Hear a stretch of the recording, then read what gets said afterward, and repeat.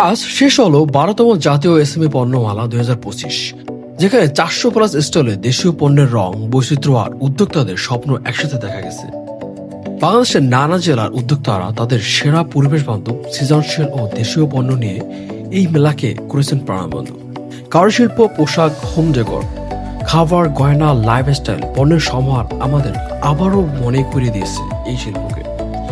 দেশীয় উদ্যোগী টেকসই ভবিষ্যতের ভিত্তি। একেবারে বিশ্বাস করে দেশীয় পণ্য ব্যবহার করা মানেই শুধু কেনাকাটা নয়, এটি উদ্যোক্তাদের পাশে দাঁড়ানো, আর এটি পরিবেশ ও আগামী প্রজন্মের জন্য দায়িত্বশীল সিদ্ধান্ত। যারা এই আয়োজনকে সফল করেছেন, উদ্যোক্তা, দর্শনার্থী ও আয়োজকদের প্রতি আন্তরিক ধন্যবাদ।